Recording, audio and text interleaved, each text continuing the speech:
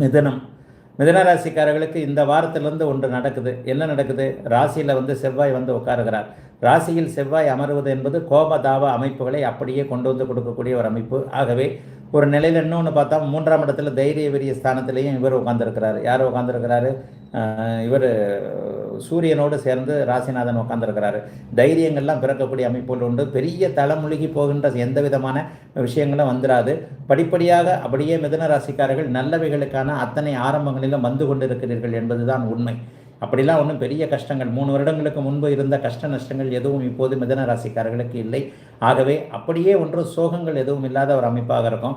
4ஆம் இடத்துல ராஜயோகாதிபதி சுக்கிரன் நீச்சமாகிறார் என்றாலும் கூட அவர் குருவின் பார்வையில் இருப்பதால் முதல்ல தாய்க்கு ஏதேனும் நலி, தாய் தந்த அமைப்புகள், தாயின் சொத்துக்கள், தாய் மீது ஏதேனும் ஒரு நிலையில் முரண்பாடு கிரண்பாடு போன்றவைகள் அதற்கு பிறகு குருவின் பார்வையால் நிவர்த்தி அடையக்கூடிய தன்மைகள் இருக்குது. வீடு வாகன விஷயங்களையும் கொஞ்சம் கொஞ்சம் ஏதாவது ஒரு விஷயத்தில் ஒரு சிக்கல்கள் அப்படி இது இந்த மாதிரி இருக்கும். ஆனால் எல்லாத்தையும் சமாளித்து கொள்ளக்கூடிய தன்மைகள் கண்டிப்பாக மிதுன ராசிக்காரர்களுக்கு இருக்குங்க. பெரிய சோகங்கள் எதுவும் இந்த வாரம் இருக்காது. செலவுகள் இருக்கும் என்றாலும் கூட கட்டுக்குள் இருக்கக்கூடிய வரவுகள் வரக்கூடிய சூழ்நிலைகள் கண்டிப்பாக உண்டு.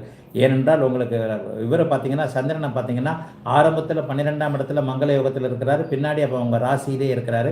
அதுக்கப்புறம் அவர் 2ஆம் இடத்திற்கு வந்து விடுகிறார். இந்த அமைப்பு 12-1-2 என்கின்ற அமைப்பு தன விரயத்தை கொடுக்கக்கூடிய அமைப்பு. ஆகவே செலவு செய்கிறதுக்கு முன்னாடி மட்டும் கொஞ்சம் கண்ட்ரோலாக இருங்க.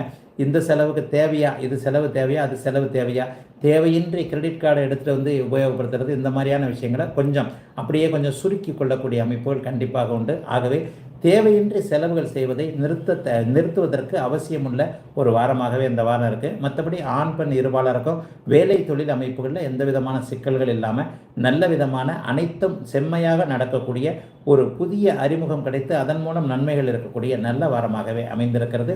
மிதுன ராசிக்காரங்க எல்லாருக்கும் இந்த ஆகஸ்ட் இறுதி வாரம் மிகப்பெரிய அளவில் நன்றாகவே இருக்கும்.